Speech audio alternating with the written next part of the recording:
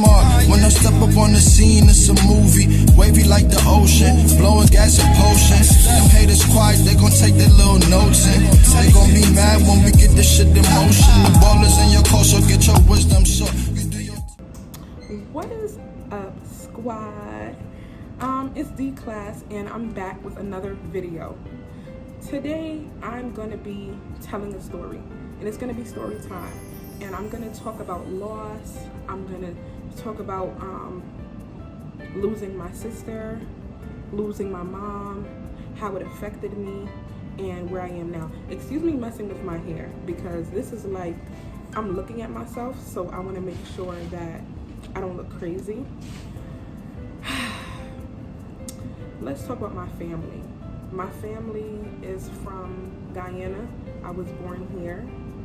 I'm the last of 4 kids. I have an older sister. Well, I had one because she passed. I had an older sister. My mom had, let me scratch that.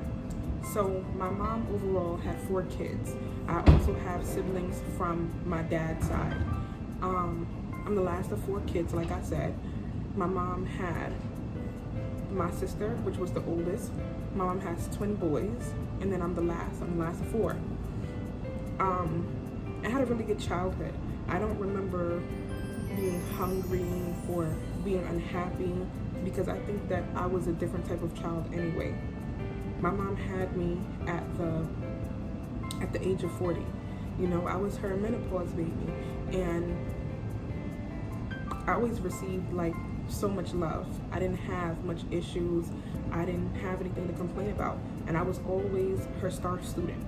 And I'll start by saying this: all of my mom's children were just amazing, incredible. Like, she made us so smart. We're so loved. No matter what changes we're in now, we were always loved. So now let's fast forward. In 2017, my sister was diagnosed with colon cancer. And when she was diagnosed with colon cancer, it put a strain on us, you know? I think the hardest thing about finding out that my sister had colon cancer was that when somebody close to you has something like that, it doesn't really like hit you.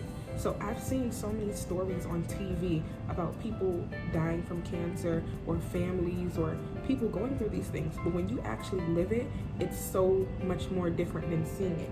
And I think that in the beginning, not in a funny way, but I didn't take it seriously, because my sister, she was always so healthy.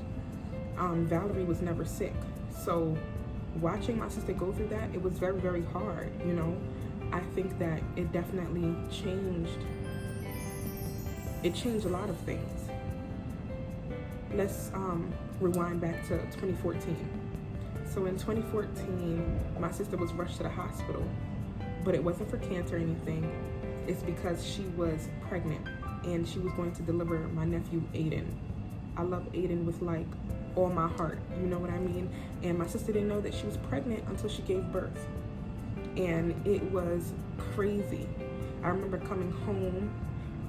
At that time, I was like out with my friends. I was at King's Plaza, and when I got home, my sister, you know, Valerie was really sick, and I was like, "What's wrong, Val?" Like, and she was like, "I'm in pain, D. Like, I'm in pain.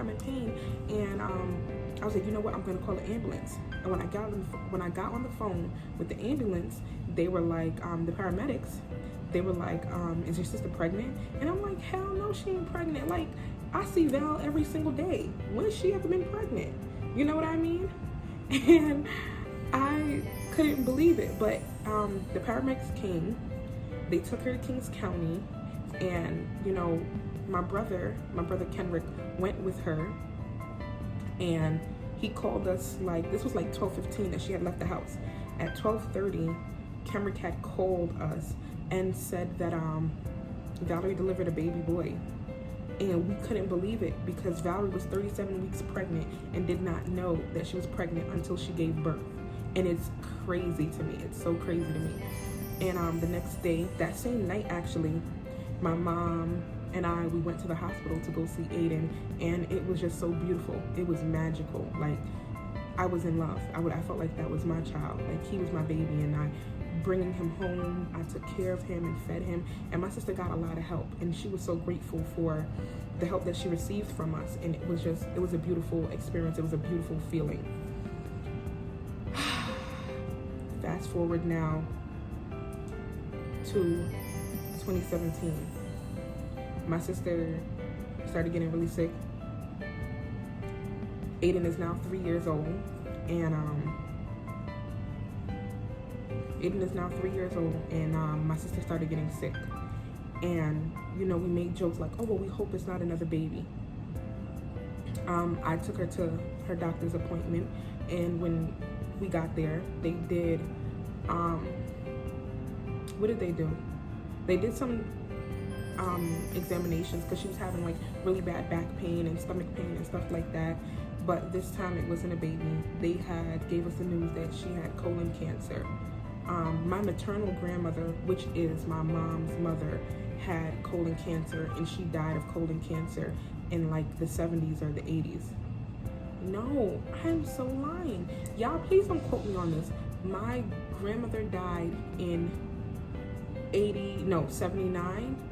No, she died in 80 or 81 because Valerie was 38 and she was like 14. Valerie was 14 months when my grandmother died. She was like a year and some change.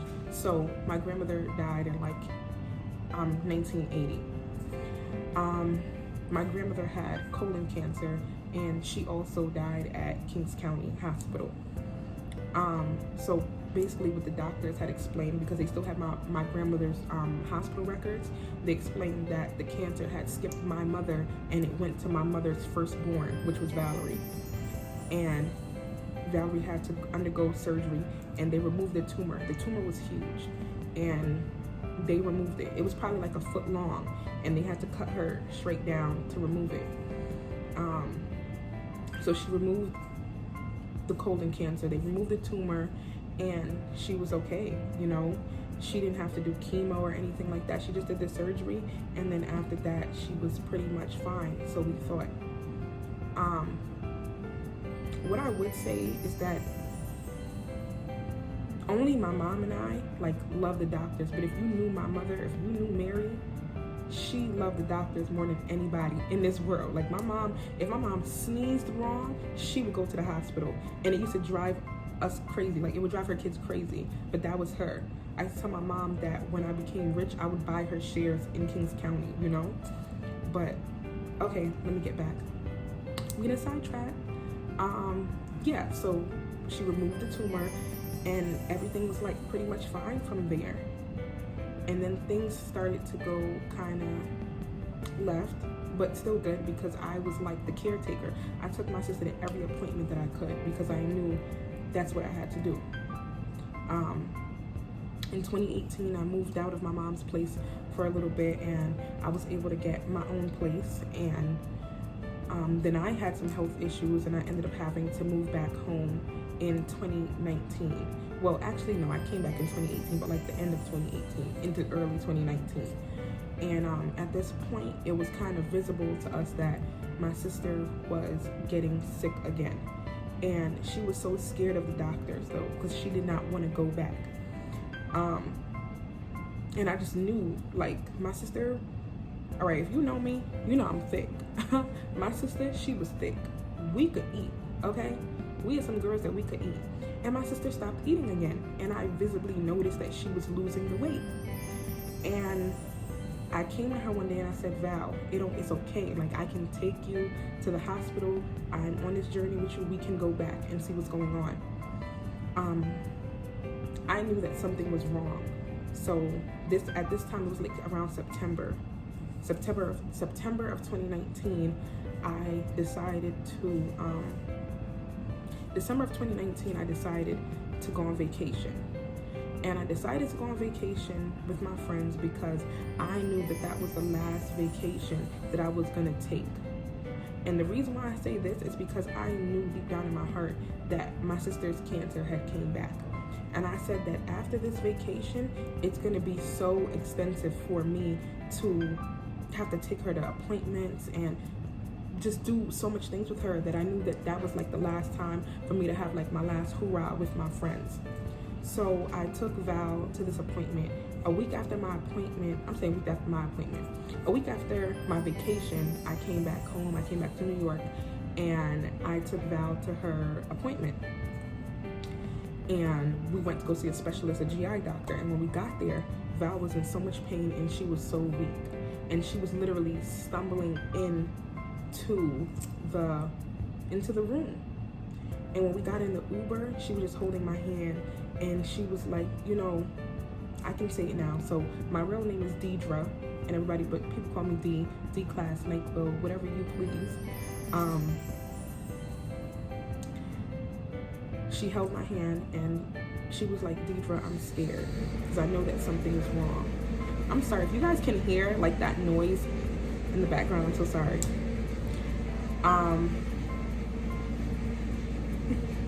I'm sorry.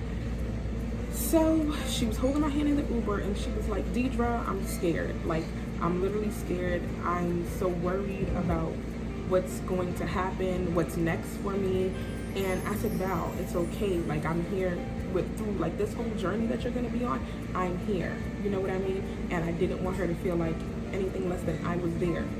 And she was so happy for my support. And you know, when we got in that room, they told us that they felt something. Now, I'm skipping a little bit farther ahead. But what I will say is that before we had been, she had been admitted in the hospital, I had been taking her to the ER for a series of weeks. And the thing is, my sister was scared of the doctors. So instead of her telling them like, hey, you know, I'm a cancer survivor, I had this in the past, this is what you guys need to be looked at, she was trying to like move away from that topic because she was so scared, and it's understandable. But it was also, I also kind of blame the doctors because, you know, if someone is coming into the hospital for something like this, you should be able to look in their charts and know their history, know your patients. And I think that that's something that if I was to become a millionaire, become rich, I would fund a lot of researching, and I would want a lot more people to look into these patients and not see them as just a number, or to see them as health insurance and money, you know, because these are people that really have families and lives, and they could really be saved. And it's sad that, you know, especially in the Black community, we're not looked at as people that are worthy of living. We're just looked at as like, okay, a statistic, like they're gonna die anyway, they have high blood pressure, they have diabetes, they have all of these things, and it's so sad that they're not being taken seriously, you know what I mean? So now I want to fast forward to now we're like almost into November, December now. And mind you guys, I'm skipping a lot, but my sister started getting more and more sick. And in the beginning, she was fighting hard. But my mornings were not easy. My mornings consisted of waking up at 5 a.m. because then I became, you know, caregiver to her son. And I had to wake up at 5 a.m., get his lunchbox ready, get his clothes ready for school, give him a bath, take him to school. And that was like, by the time I finished taking him to school, school started at 7:30. I would take Aiden to school, and then at 7:50, I would get to the hospital, make sure Valerie ate, clean her up. Then I would leave there. I would go home. I would take care of my mother. After I would take care of my mother and I spent those hours with my mom, it was probably like 12 o'clock. I would get like maybe an hour nap. And then by the time it was like around 2 o'clock, I would have to go back to Aiden's school to pick him up. After I picked Aiden up from school, I would take Aiden, not every day, but I would take him to the hospital, and they could go into the lounge to see his mom. And I remember one day, the first time that I ever took Aiden to go see his mom, I hadn't seen my sister. I went every day, but it was like a difference. And when I went this time, my sister was she was pale. And that's when I was like, oh my goodness, this is serious. Like, my sister might not make it, because she couldn't even, excuse me, she was like a walking ghost.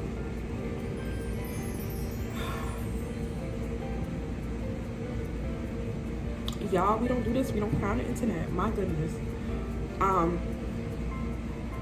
And bear with me, this is kind of like my first YouTube video, but it's so crazy because when I see people crying on camera, I'm like, is that real? But it's real, because like you speaking on something to an audience is real. But my sister was like a walking ghost. Even though you go and see somebody every day, her coming back from chemo treatment that specific day had took so much from her body. And I was like, I remember her coming into the room and she hugged Aiden and she was like, hi baby, you know, I'm gonna get better. Mommy's gonna come home to you. And she was so motivated. She was so motivated. And I was hurt. And in that moment, before she walked back to her room, I had picked Aiden up from school, and I messed up my makeup on camera, my gosh.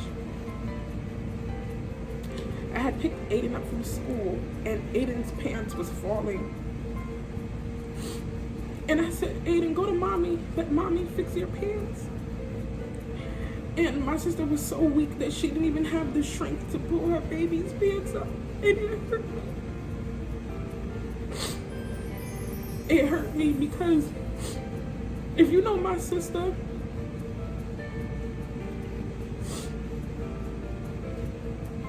nobody couldn't dress better than Valerie. Valerie was so beautiful.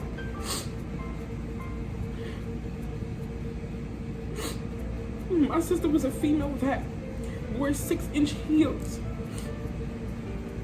and was in the club all night. You couldn't stop her. And to see that this person that was dancing, that worked out a lot, that could run, that could do all of these things, couldn't even do something as simple as pull her baby pants up. And she said to Aiden, she said, go back to auntie, go back to auntie. And he said, okay, mommy. But he was so happy to see her. And no matter how weak she felt, if I could speak to my sister, I would want her to know that no matter how weak you were still his hero. And sometimes we look in the mirror and we see ourselves as being weak, but these kids look up to us and these kids love us no matter what we're feeling. I've had my days where I have not been feeling the best, and my nephew would just come to me and say, auntie, you're so beautiful. Oh, you're such a pretty girl. Like, you're so amazing. And kids don't see makeup. Kids don't see the hair. They see you for you and for what you have on the inside. So like, just be a beautiful person overall, because when you create a life, or when you are a good person, kids know energy and it speaks to them. I'm feeling better now, y'all. So at that point, I knew that something was wrong. And my sister had lost a lot of motivation and she gave up. And it hurt me that she gave up, because Valerie was such a strong person. Now I watched her beat cancer before, but this time it wasn't nothing to play with. This cancer that had came back, and they always say that when cancer comes back, it comes back to kill. And you have to really fight and bear down. But I respect my sister so much, because that was hard. That was hard. Excuse me. Woo! Y'all see me trying to like hold my tears back? Okay. Deidre, stop being a baby. Okay. On January 15th. Alright, let me go back a little bit. On December 16th, on my sister's birthday, I brought her home from the hospital. And I said that if my sister makes it home for her birthday, because a lot of people die around their birthday. And I said, if my sister makes it home for her birthday, she will make it into the new year. Without a doubt. My sister will make it into the new year. And that's exactly what I said. I said that if Valerie can make it to her birthday, she will make it to the new year. And that's exactly what my goal was for my sister.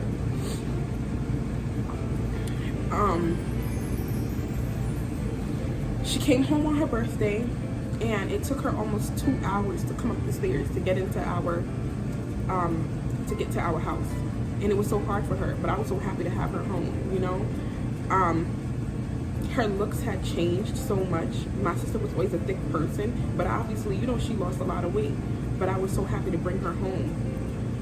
At that point, she didn't get a nurse. They didn't send her home with a nurse, and I became her caregiver once again. My sister was being tube fed because she didn't want to eat, and I literally brought the tube feeding machine home,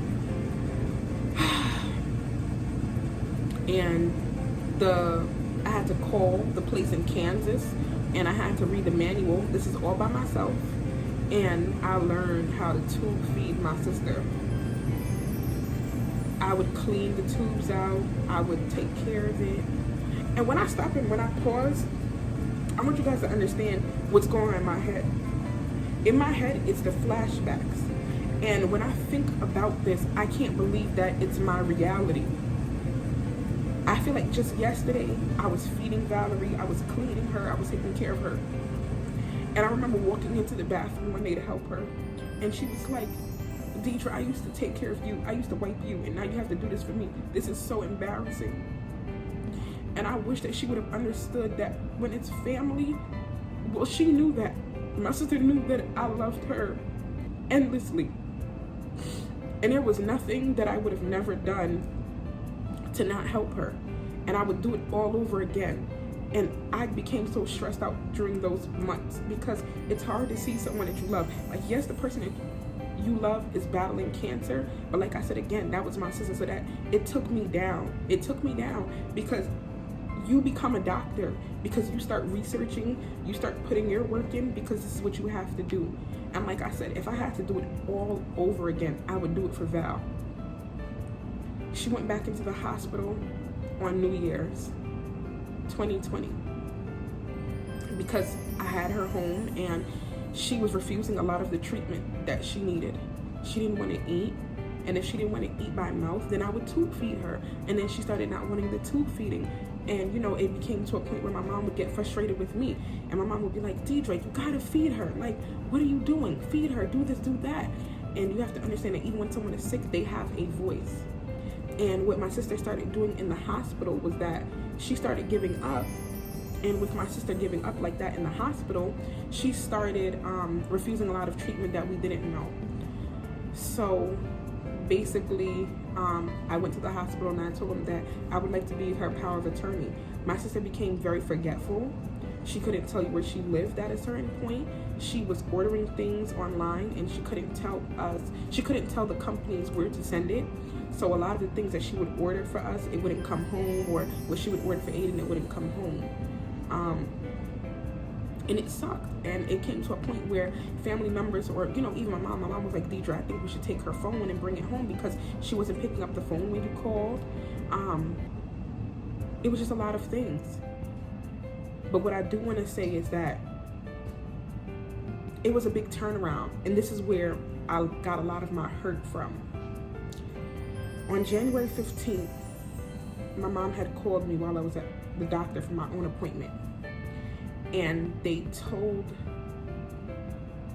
my mom that my sister only had like 6 months or less to live. And my mom called me right away, because at this point, like, I'm the spokesperson for the family. I am gonna fight for everybody. I'm gonna go to bat. I wanna know everything that's going on. I'm gonna advocate for myself and for my family, and that's how I'm always gonna be.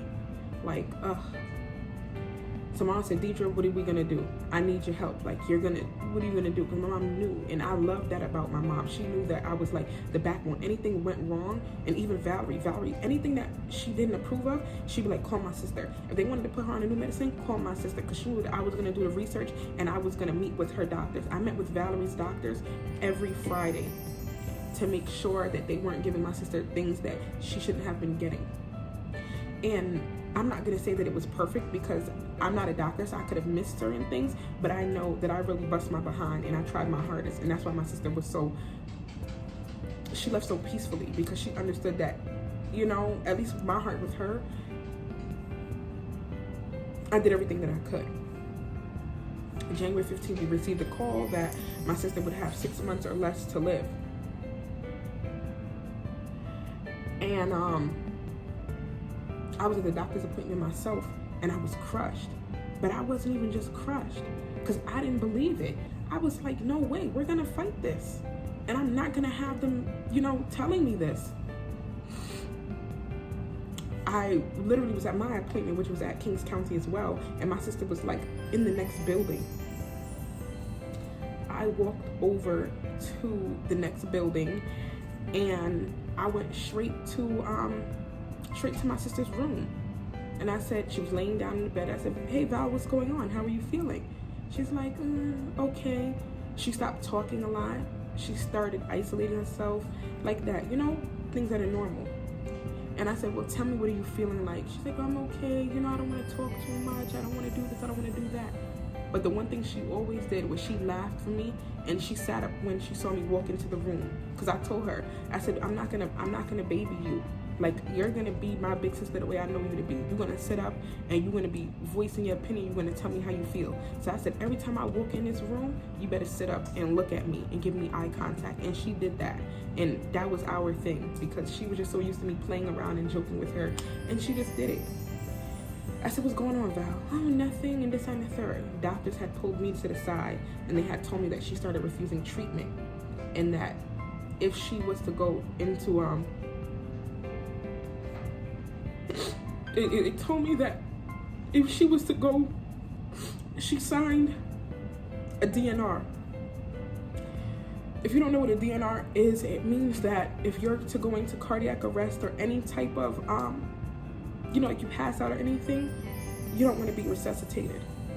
And that's what Valerie had signed. She did not want to be resuscitated if something had happened to her.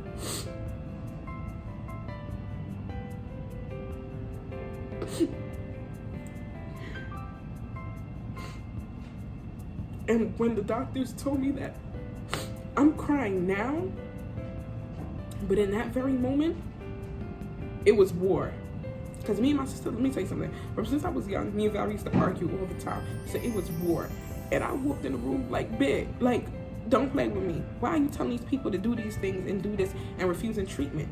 So I ended up talking to the doctors, and I was like, no, she's clearly depressed and she cannot make her own decisions. I said, you guys need to understand this. My sister isn't eating. She isn't doing a lot of these things. So that could mean that she's losing some of her brain cells. It's a real thing when people say that eating is brain food, right? And if you're not eating, you're not nourishing your body, you're not nourishing your brain. So a lot of the things that my sister would normally or usually be able to do, she couldn't do because she wasn't feeding herself. Her body wasn't getting that nutrition, she wasn't getting that nutrition to function properly. And I let them know that, hey, my sister is not capable of making the right decisions for herself. And I'm going to be that person that's going to step in and kind of help. And once I kind of brought this to their attention, things changed a lot. That Friday, I went online and I did some research. And I researched some depression medications, some antidepressants. And I brought it back to the doctors when we had the conference. Later that Friday, we had a conference. And I told the doctors, hey, I think my sister is depressed. I think my sister is depressed. I know that she is. And I want you guys to put her on some antidepressants. And that's what they did. That Monday, Valerie started eating. I was at home, and she called, and she said, hey, can one of the boys go to Subway? We said, Subway? What you want from Subway? She was like, I want a meatball, I want a marinara meatball sub, I want cookies, I want some Sun's chip, and I want a large iced tea. And my mom looked at me, and my mom said, what? She was like, what, Deidre, do you hear that? The medication that you told them to give is working. And what I told the doctors was my sister didn't want to eat anything, and my sister also grew a habit of hiding her medicine. So what I told the doctors to do was crush up the medicine, and I told them to put it in her feeding tube, because when I was home with her, if she didn't want to take her medicine, her feeding tube, it would go in her feeding tube, and that's how I would feed her. It's like an IV. And when the doctors did that, they were like, oh my gosh, like, it's working, you know, like, you were right. And this is why I'm saying I'm so angry, because why did me? I have no degree. I don't have I'm not a doctor. And I had to tell these doctors, maybe you guys should try her on a low dosage of antidepressants, because her being sick and being in this hospital this long has made her depressed. Don't you think that anybody would be? And I had to tell these doctors what to do, and their doctors. And she was eating, and my sister started eating the next day, and the next day, and the next day.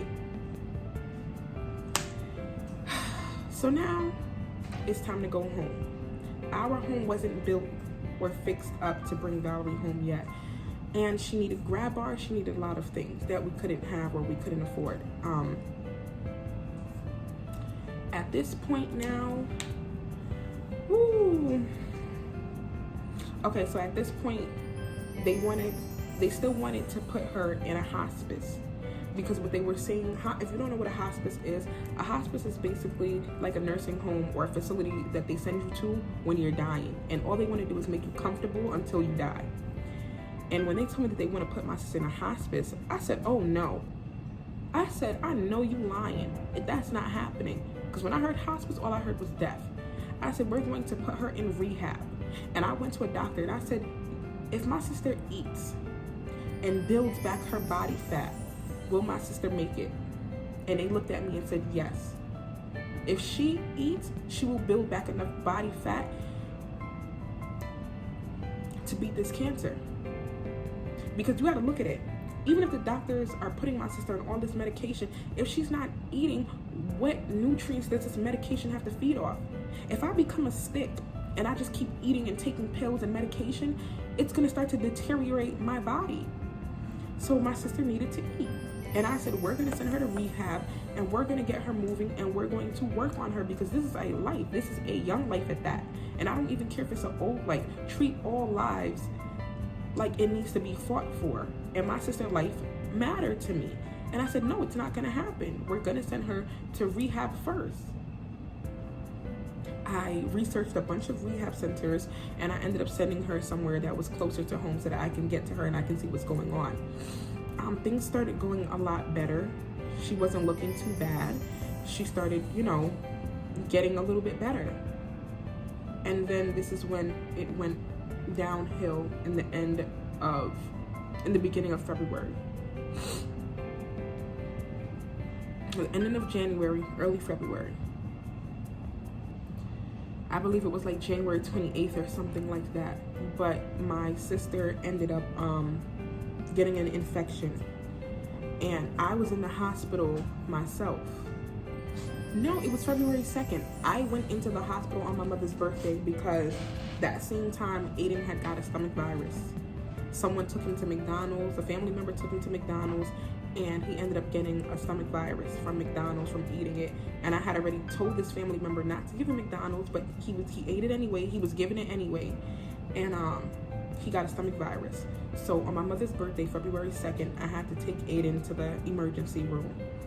Aiden spent a total of 4 or 5 days. Was it? No, I'm lying. It was 3 days. He spent 3 days in the hospital, and I had to sleep there, and I got no sleep. Now I'm drained, y'all. Like, I'm seriously tired because I'm with Valerie all day, every day, running back and forth. I got to take care of my mom, and then now I got to take care of him, and nobody else could be there but me. I couldn't even get nothing to eat. I was there for like 3.5 days with no help because, my mom was a little older. She couldn't come to the hospital. It was just so much stress. Stayed there for about 3 days. And when we came back home on the 4th day, now I'm sick. I was in the hospital so long with him that I caught the stomach bug that he had, the food poisoning. And I was sick like a dog to the point where the ambulance had to come pick me up from home and take me to the hospital. That same day that the ambulance took me to the hospital and I was starting to get better, I had an IV in my hand. And I remember trying to get better because I was just throwing up so terribly bad. And I was trying to get better, and then I received a call from my mom. I thought that my mom was calling to be like, hey, Deidre, are you feeling any better? What's going on? When are you coming home? I got a call that the rehab center, the nursing home, was bringing my sister into the emergency room. Your girl can't catch a break. I'm in the hospital, and my mom is like, Deidre, when are you going to be discharged? Because now I need you to go across to that other side of emergency and go pick your sister up. Like, I need you to go, not pick her up, but I need you to go see what's going on with your sister. And I'm like, I better be a millionaire because, listen, the stress on my body, I'm going crazy. Like, I cannot. I get there, and my sister is screaming, bawling, screaming. And she looked at me. I said, Val, stop screaming. I said, don't scream. I said, what's wrong? She said, I'm in pain, Deidre. I'm in pain. She said, I don't want to do this no more. I can't do this no more. I can't do it. And I said, okay, Valerie. I said, it's okay. You got to calm down and you can't yell. You got to be calm for me. And the doctor looked at me. He was like, oh, you're a very good sister. Thank you for coming over and stuff like that. But then Valerie and the doctor look at me and they look down. And the doctor said, are you a patient too? Are you sick? Are you okay? And I'm like, I'm in emergency for food poisoning on the other side, like a stomach bug. And Valerie couldn't believe it. I said, Valerie, I said to her, because I told her this the first day that I ever brought her to the hospital. I said, don't you know that anywhere that they take you, no matter where I am, I'm gonna find you. I said, it doesn't matter what hospital, wherever they move you, Val, I'm gonna find you. And she shook her head and she stopped crying. All her tears were gone. I said, Valerie, I said, it's okay. I said, I'm here for you. I said, I would never leave you here by yourself. But she was like, but you were in the hospital too. And I said, that doesn't even matter. I said, look, see, I said, I'm hurting too. And I showed her where I had my IV.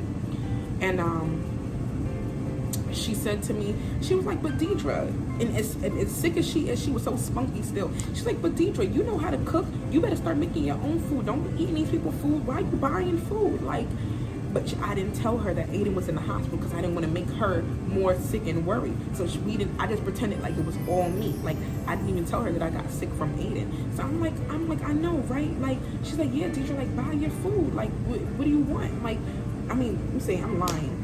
Look at me, I'm talking too fast. She's like, Deidre, stop buying food. You know, you have, you know how to cook. Make your food like you always do. And I was like, I know, Val, don't worry, I'm gonna do it. And that was that. After that, she stayed in the hospital. She did not go back to the rehab center.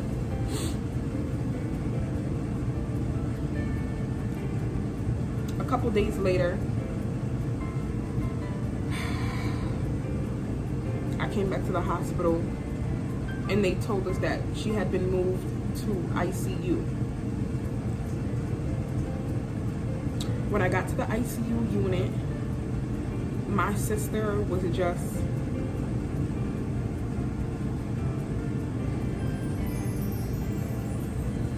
I knew that was it. She became really skinny. Well, more skinny. She definitely wasn't eating. And they basically had her covered in these warmth blankets that was to make her body hot because her body was getting so cold. And I remember this was the last conversation that I had with her. I came to her and she stood up, like she sat up, like I told her to whenever I walked in the room. And she looked at me in my eyes. And she gave me that look, like, Deidre, this is it. And this is the last time you gonna ever see me sit up like this. Because she said nothing to me. She stood up and looked at me and she shook her head at me. And she nodded like, this is it. And I knew what it meant. Like, she looked at me and I felt that look, like, this is it. But she was excited to see me at the same time because in that morning, and mind y'all, I had never went to the hospital so early. I was literally, I don't even think, I did take Aiden to school that day. So how did I get there so early? This was like 7 o'clock. I was at the hospital at like 6:50, 7 o'clock. I could be lying, it could be 8. But on that specific day, nobody was allowed to come up there that early. And I flew past security. And when my sister saw me at the, oh, you know what it is? In the ICU, it's not like the regular unit, so you can't have visitors till like 12 o'clock, 1 o'clock. Like, it has to be later in the day. So when my sister saw me at the window, because she knew the rules, when she saw me at the window, like through the glass, Valerie, she was like, Deidre, what are you doing here? I was like, didn't I tell you? Once again, no matter where they put you, I'm gonna find you, and can't nobody stop me from coming to get you and coming to see you. And she smiled. And she smiled, and then that's when she gave me that last nod and that look. The next 2 days, I didn't go to the hospital. And throughout this whole journey, I was going every day. And 2 days later, they called. That was Monday. Wednesday night, my mom, we were all home. And we received a call from the hospital. They called my mom. And they told my mom that they had went to Valerie at like 6, 7 o'clock. And she was unresponsive. The last conversation that she had with the doctor was like at 6 p.m.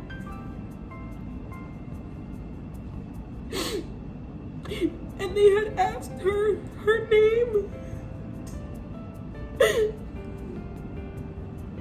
I'm sorry. They asked her name and she couldn't tell them. And they asked her where she was and she didn't know that she was in the hospital.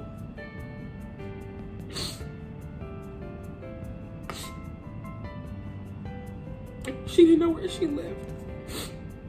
And they deemed that as like, she became delirious. She didn't know anything.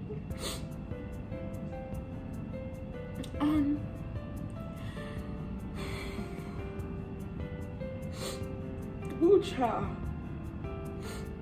And my mom came in the room to me, and my mom said, but they didn't tell my mom that she was on life support. They basically said that she was on oxygen. And it was like, so I heard my mom talking on the phone, and my mom was like, and at that very moment, even though I had been an adult throughout this whole situation, that was the first time through this journey that I felt like a child. Because I didn't understand what was going on. Adult me didn't understand because I didn't want it to be reality at that point. And my mom came in my room and she said, Deidre, Valerie is not breathing on her own. I said, well, Valerie never really breathes on her own. She's always on oxygen, And my mom was like, no, not that type of oxygen. She's on, a worse kind. She's on life support. And I was like, she's on life support?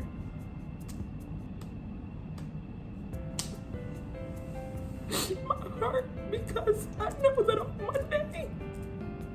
Monday I walked in a room. I walked in my sister's hospital room on Monday, and my sister could talk to me. And she was now unresponsive and could never talk to me again.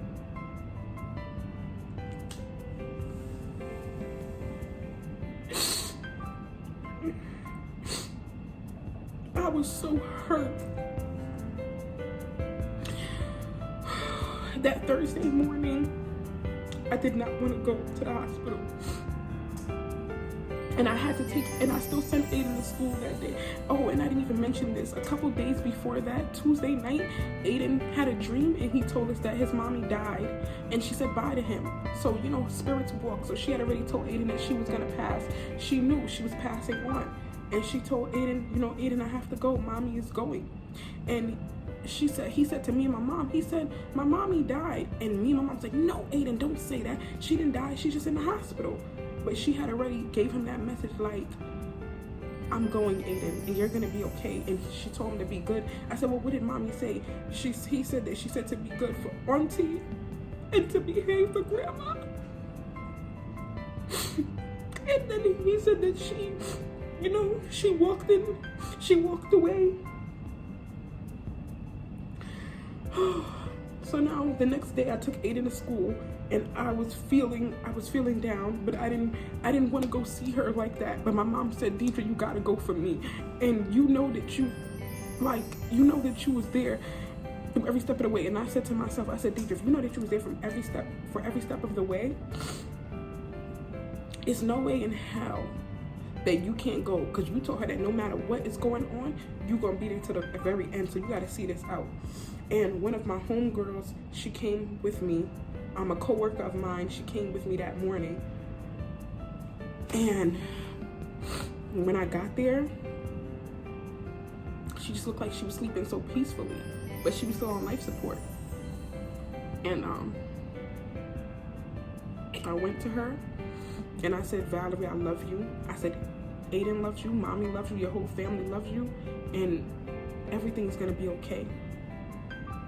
And I said, it don't have to be like this. I said, give me a fight, give me a sign, Val, give me a sign. And mind you, all night, her blood pressure did not move. When I went and spoke to her, about 5 minutes later, her blood pressure started spiking. And it was like that last fight for me. I said, wow, I said, that's that fight for me. She felt me.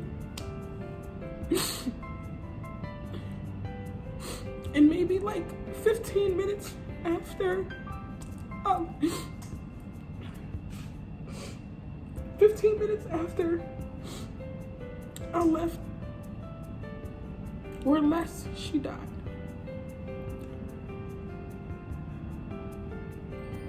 But she held on all night. I feel like for me, because she could have been passed, because they said she was on life support for so long.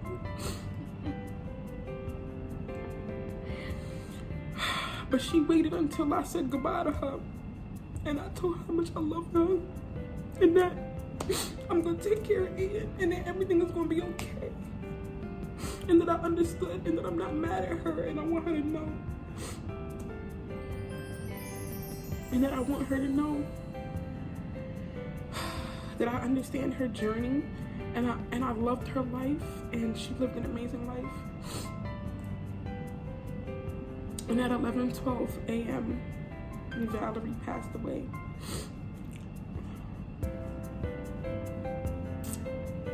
And I got home, and well, I didn't receive the news till we got home. And I remember another family member that was at the hospital saw her take that last breath, and they called us and said, yeah, Valerie just died. She just passed away. My mom didn't even cry. My mom was an inside griever. And in part 2, I'm gonna talk about how my mom being an inside griever and crier led to her death. My mom and my sister died 2 months apart. All right, guys, I know I've cried so much through this segment, and I swear I didn't even expect to cry, even though I'm so sensitive. But what I do want to say is like, comment, share. And I'm thankful for this new journey that I'm on. And these moments, I'm going to look back at this video 5 years from now, and I'm going to be like, wow, look at the space that I was in. But I needed to share my story. And I need to share my story. Let me add a last thing to the story. I'm all over the place, but my sister was cremated. We had a funeral service for her, a memorial, and I have the urns at home, and my healing process has been okay. It could be a lot worse, but it's been great, and I'm so thankful. Rest in peace to my sister, rest in peace to my mother, and I want to say that I'm so thankful to you, Valerie, for making me as strong as I am, because I could have crumbled. And even though I've cried in this video, I'm not weak. I am stronger than I give myself credit for sometimes, because I'm able to share this story and still be here. A lot of people would have lost 2 lives and went with those lives, and you know, they say death comes in threes.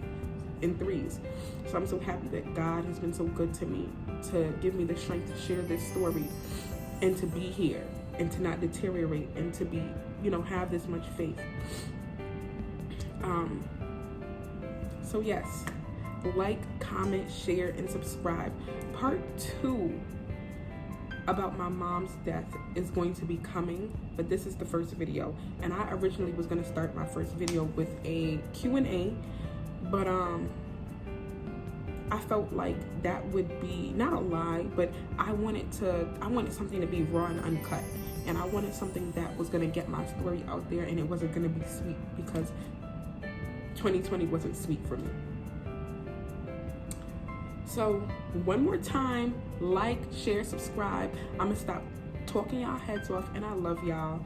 And you know, no hate. Please comment love and words of encouragement. And even if you don't want to comment words of encouragement, don't comment at all, because I prefer no love and no words than to hear some hate. But I love y'all, and I'm out. Bye.